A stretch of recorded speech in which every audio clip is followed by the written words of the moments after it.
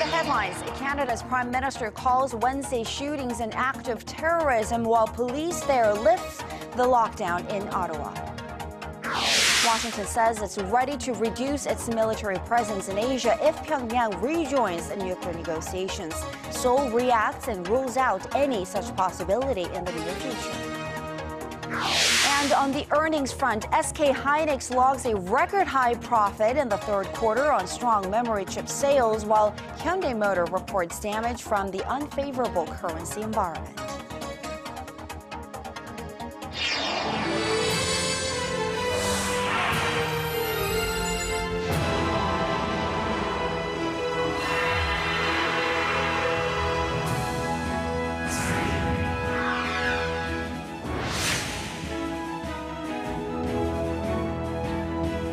Welcome to the program, everyone. You're watching Primetime News, coming to you live from Seoul. I am Kang Chery. And I'm Sean Lim. Thanks so much for joining us. Well, there was apparently no deal between Washington and Pyongyang in the release of one of 3 American detainees in North Korea, Jeffrey Fowle. America's top diplomat says Washington is ready to talk with North Korea, but only on one condition. Hwang Sung-hee tells us more. U.S. Secretary of State John Kerry said Wednesday that no deal was reached with North Korea in the release of Jeffrey Fowle, but that Washington was willing to resume talks if Pyongyang took steps towards denuclearization. No, there was no quid pro quo. And we are very concerned about the remaining American citizens who are in North Korea, and we have great hopes that North Korea will see the benefit of releasing them also as soon as possible. Speaking in Berlin, Kerry expressed hopes for restarting the nuclear talks in the coming weeks or months, adding North Korea's sincerity about denuclearization could lead to a reduced U.S. military presence in the region. The 28,000 U.S. troops stationed in South Korea have remained a constant source of anger for North Korea. And the United States is fully prepared, if they do that, and begin that process. We are prepared to begin the process of denuclearization, of reducing the need for American force and presence in the region, because the threat itself would then be reduced. South Korea's foreign ministry, however, ruled out any near-term plans to reduce the number of U.S. troops on the peninsula. The decision to maintain U.S. troops is reaffirmed every year at the U.S.-South Korea Security Consultative Meeting. I believe Secretary Kerry meant that such discussions can take place if and when North Korea denuclearizes in the future. Some North Korea watchers say Pyongyang released Fowle seeking a breakthrough with Washington. Fowle returned home to southern Ohio on Wednesday and said he was treated well during his detainment. But still, 2 Americans remain in custody, including Kenneth Bae, who has been held now for nearly 2 years. Hwang Sung-hee, Arirang News. Another breakthrough North Korea may be seeking is closer to home with South Korea. They clarify their preconditions, reduce military conflicts, and stop activists from flying anti-Pyongyang leaflets across the border. Kim Hyun-bin has the details. North Korea has warned South Korea that military clashes in the border could lead to the cancellation of upcoming inter-Korean talks. In a statement Wednesday, the North said it was possible to hold a second round of high-level talks, but only if Seoul takes appropriate measures to ensure there are no further altercations at the inter-Korean border. The South has proposed holding the talks next Thursday, but the North has yet to respond, although it had agreed to the meeting in principle. North Korea blamed the South for a recent exchange of fire early this week and questioned the South's desire to take steps to improve inter-Korean ties. The North also demanded that Seoul stop activists from launching anti-Pyongyang leaflets this weekend. It called the leaflets drop an act of war and repeated its threat to fire on the balloons as they float across the border. The South Korean government says it does have the legal right to stop the activists if their actions could potentially harm local residents or their property. Meanwhile, South Korea has pulled down a Christmas tree tower at an inter-Korean border town, removing a symbol that's been a source of diplomatic and military tension since the early 1970s. The North has threatened to shell the tower decorated with colorful lights and tipped with a cross. The tower could be seen from as far away as the North Korean border town of Kaesong. A South Korean defense official says the tower was taken down due to safety considerations. But some experts have suggested Seoul decided to dismantle it to foster better inter-Korean ties. Kim Hyun-bin, Arirang News. And separate from the inter-Korean high-level talks, South Korea has sent another invitation to North Korea. It is inviting Pyongyang to attend a so-called 1.5 track meeting in Seoul that begins next Tuesday. The three-day forum will center on President Park Geun-hye's Northeast Asia Peace and Cooperation Initiative. Seoul's foreign ministry says invitations had been extended to officials and experts from countries like the United States, China, Japan, and Russia, adding that the U.S. chief envoy for the six-party nuclear talks, Sidney Seiler, has confirmed he will attend. If Pyongyang accepts the invitation to next week's forum, high-level officials from all the countries included in the long-stalled six-party nuclear talks will be present. The former chief of the UN Commission of Inquiry on North Korean Human Rights, Michael Kirby, says that the North Korean regime should be brought to the International Criminal Court for crimes against humanity. His remarks came during a face-to-face meeting with North Korean officials at the United Nations. Our Ji Myung-gil has more. Intense back and forth at the United Nations, Michael Kirby, the chief of the UN Commission in charge of investigating human rights abuses in North Korea, made his case for referring the regime to the International Criminal Court for crimes against humanity. North Korean officials asked him directly what evidence there was that the regime was violating human rights. That the Commission of Inquiry found crimes against humanity have been committed in North Korea based on the politics set at the highest level of a state. So my question is that, what policy exactly do you mean? And which crime are committed in my country against humanity? Kirby responded saying the North's vast network of prison camps were run by the state and that acts of torture, enslavement, and starvation were taking place with their knowledge. In international law, if those who have the power to stop crimes against humanity hold back and do not exercise that power to stop crimes against humanity, they may themselves personally be responsible for crimes against humanity. North Korean defectors who were held in prison camps also testified before the UN about their experiences. They didn't give us food if we were not able to execute the required amount of labor. Many prisoners died of malnutrition. In February, the UN Commission of Inquiry on North Korea, headed by Kirby, released a 372-page report on human rights abuses in the North. North Korea claims it is the product of political maneuvering from hostile forces, including the U.S. that are seeking to overthrow the regime. A vote for referring North Korean leader Kim Jong-un and the regime to The Hague is expected at the UN in late November. But the likelihood of it passing is in question, as Western diplomats expect China to use its veto power. Ji Myung-gil, Arirang News.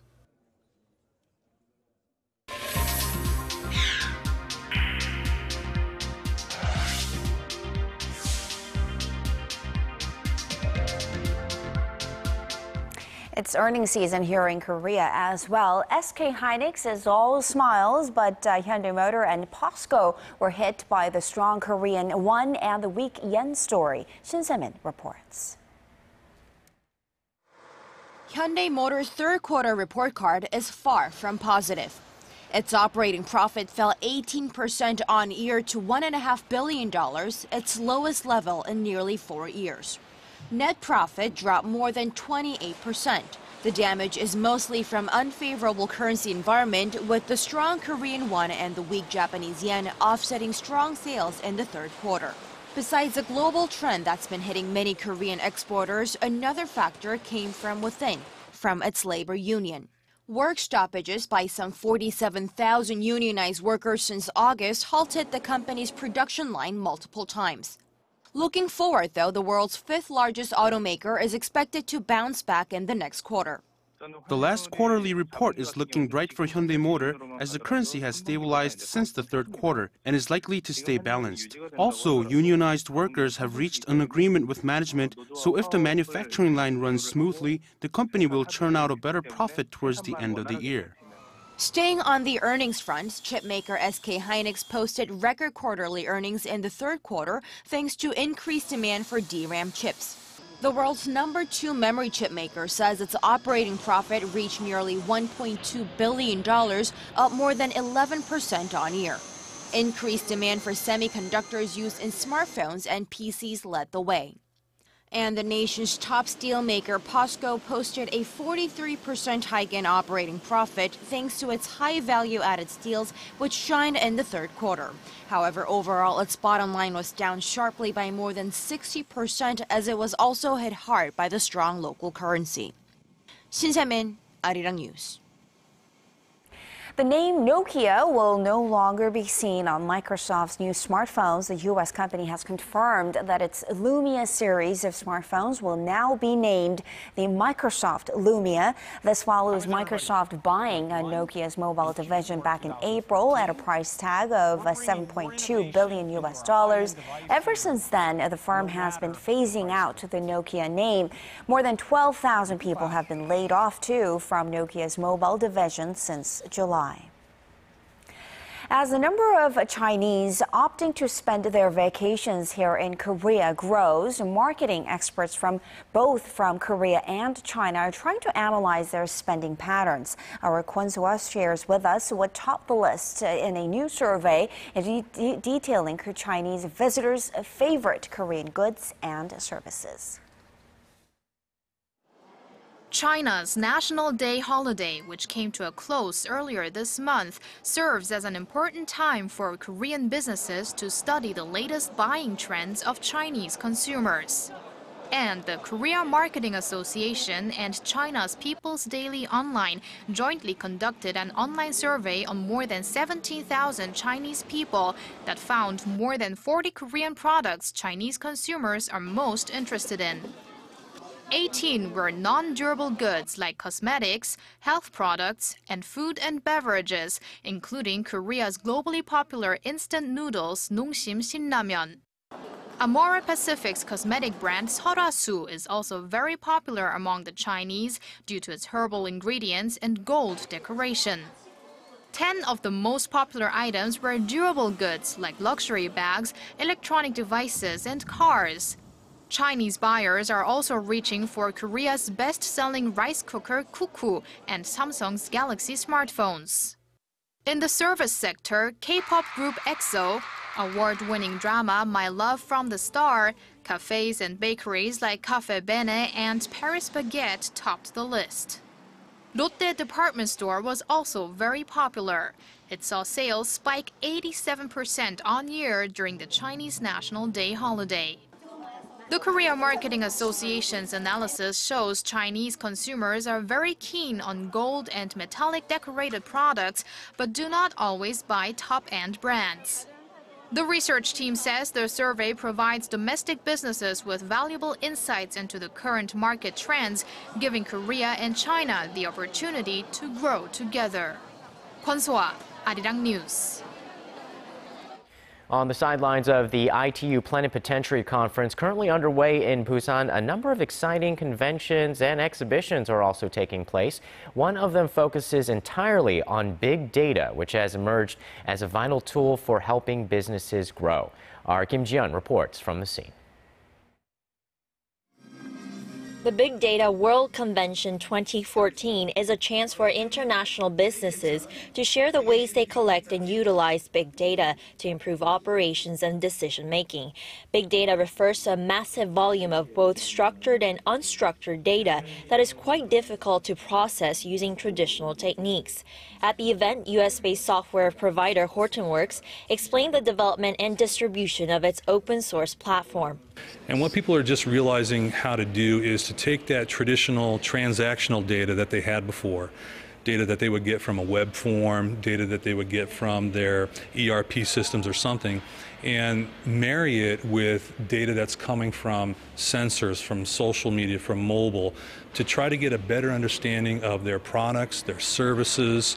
Hortonworks and Korea-based tech giant SK C&C signed a memorandum of understanding in August to collaborate over big data. The deal means SK C&C will adopt the Hortonworks data platform to support its various big data analytic tools.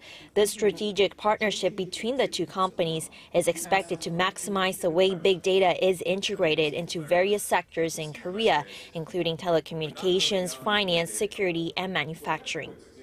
Korea's Science and ICT Minister Chery also participated in the event, saying that the country's information and technology sector needs to increasingly incorporate big data and that it falls in line with the government's Creative Economy Initiative. Kim Jeon, Arirang News, Busan. Staying with the ITU, a new head of the organization has been named. Current Deputy Secretary General Seoul Lim has been promoted to lead the ITU for the next 4 years. The 64-year-old served 2 terms as director of the Telecommunications Standardization Bureau starting in 1999.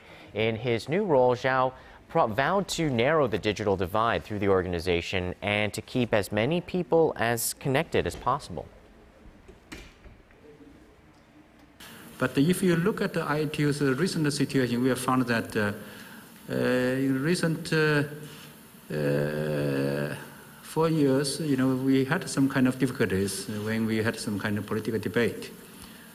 And they found me perhaps it's good candidate to be next Secretary General to unite all members, to work together. Korea's Science Minister Chery met with the new Secretary General and congratulated him on his election. Mr. Zhao asked for Korea's continuous support and ideas in the ITU sector, and the two agreed on efforts to strengthen cooperation.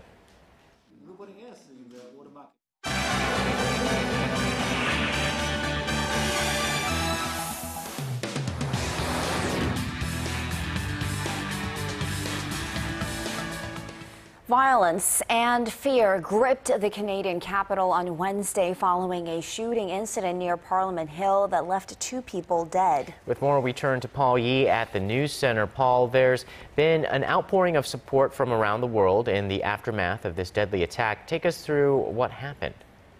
Well, the lone gunman was shot dead by police after he stormed a parliament building in Ottawa. Michael Zahat-Bebo has been identified as the suspect. His name was already on a terror watch list. It marks the second violent attack to strike the country in the past 3 days. Our Kim Min-ji has the story. The heart of Ottawa was in lockdown Wednesday after a soldier guarding a war memorial was shot dead and gunfire erupted in the Parliament building. Canadian authorities have identified the suspect in the shooting as Michael Zahat-Bebo, a 32-year-old Canadian national who had converted to Islam. He was shot dead by police in a firefight at the Parliament. Authorities have not ruled out the possibility that additional shooters could be on the run. Witness accounts suggest the man who fatally shot the soldier later stormed the Parliament, but Canadian police say they couldn't confirm if it was the same person. The soldier killed has been identified as 24-year-old Corporal Nathan Cirillo. 3 others have been hospitalized but are said to be in stable condition. Eyewitnesses say they heard multiple gunshots. I was just taking off my jacket to go into caucus. I hear this pop, pop, pop, possibly 10 shots, don't really know. Thought it was dynamite or construction rather than anything else. The chaos took place just before 10 a.m. local time as leaders of Canada's 3 major parties were holding weekly meetings at Parliament. Addressing the nation after the attack, Prime Minister Stephen Harper said Canada will not be intimidated. In fact, this will lead us to strengthen our resolve and redouble our efforts, and those of our national security agencies, to take all necessary steps to identify and counter threats and keep Canada safe here at home. He added those responsible would have no haven.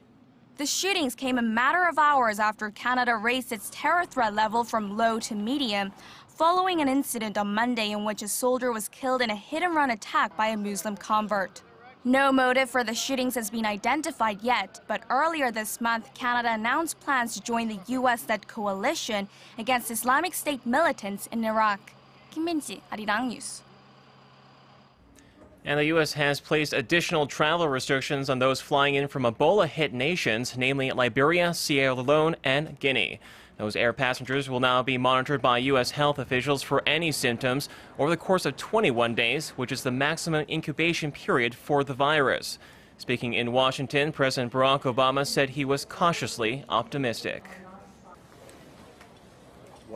One of the good things that has come out of all the attention that this has received over the last several months, and frankly, the coordination of the United States with the international community, is that people understand if we are going to protect all of our citizens globally, we have to do a better job of getting into these countries quicker.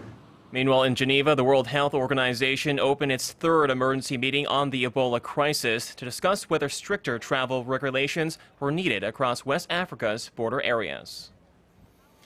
And finally, Brazil's presidential election is heating up, with voters in the world's fourth largest democracy set to head to the polls on Sunday. The incumbent president, Dilma Rousseff, is facing stiff competition against opposition challenger Aécio Neves. Rousseff has been attacking Neves for his close ties to big business, as well as accusing him of planning to dismantle state-run banks. The 54-year-old fired back at his opponent on Wednesday and assured voters that social programs would not be cut. Even just today, there are news giving the idea that we could be going towards reducing or ending our social programs or towards privatization of public banks, which isn't going to happen. Our opponents know this. Excluding undecided voters, the latest polls as of Monday show Rousseff has extended her lead to 52% support against 48% for Neves. And that wraps up our look at international stories making headlines around the world. I'll see you back here tomorrow night.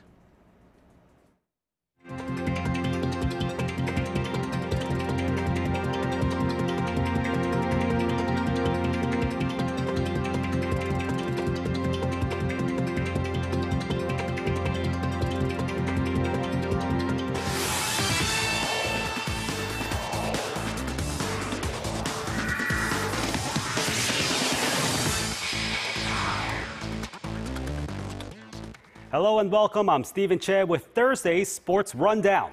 Let's kick things off with the latest FIFA World Rankings. World Cup winners Germany remained at the top despite tying with Ireland 1-1 and losing to Poland 2-0 in the past month. Argentina and Colombia also stayed in the top three, with Belgium switching with the Netherlands for fourth. Meanwhile, the AFC plummeted out of the top 50, with Iran at 51st, Japan at 52nd, and South Korea down to 66th. And speaking of South Korea, the Korea Football Association has confirmed Lee Kwang-jong as head coach for the 2016 Rio Olympics. Lee most recently managed the under-23 squad to the Asian Games gold medal.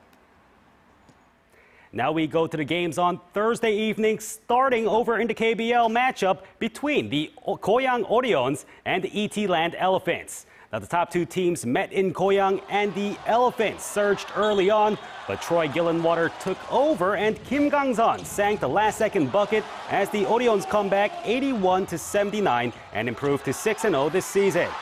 Meanwhile, in Anyang, Kim Young-hwan was hot as the LG Sakers secured the 81-75 win over KGC. And shifting over to pro volleyball in the V-League, the women and the men were in action both in Seongnam. First up, the women of Hyundai ENC Hill State split the first two sets with the Hunguk Life Pink Spiders, but were able to close out for the 3-1 victory. Now to the KEPCO Vic Storm and Korean Air Jumbos match. Korean Air completed the sweep there 26-24, 28-26, and 25-23 to take first place in the league. And heading overseas to the MLB, the Kansas City Royals evened up the World Series, beating the San Francisco Giants 7-2 in Game 2. And it was 2-2 ball game until the bottom of the sixth inning when KC went on a 5-run tear, capped off by Omar Infante's 2-run homer.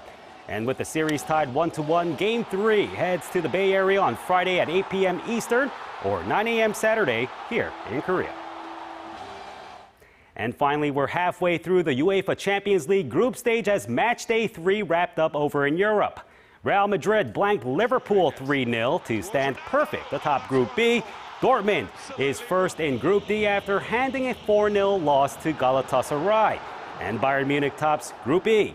Meanwhile, with 2 wins apiece, Atletico Madrid, Bayer Leverkusen, PSG, Chelsea, and FC Porto all lead their respective groups.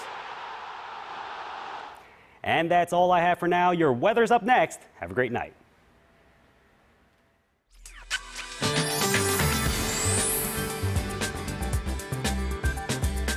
Happy Thursday, I'm Kim Bo-kyung with the weather forecast. Today is Kang here in Korea, which is one of the 24 seasonal indicators. It marks the start of cool days with morning frost, and most regions began the day in the single digits under clear skies. Korea is famous for its beautiful autumn leaves, and Mount Seorak, Mount Ode, as well as Mount Chery should see the colorful foliage reach its peak this weekend. Definitely a sight worth checking out. As for Friday, the big gap in temperatures between the day and night will continue, leading to chillier conditions. Otherwise, this typical late autumn weather will stick around through the weekend. However, light rain may fall over parts of the eastern coast next Monday. On to the readings. Seoul hits 21, Daegu and Gwangju 22, Busan 23. Moving on to other regions, Daejeon peaks at 20, while Mount Kumgang makes it to 13. That'll do it for now. I'll see you again after midnight. Thanks, Bo-kyung. And that's Primetime News for this Thursday. I'm Chery. Thanks for watching. I'm Sean Lim. We'll see you soon. Have a great evening.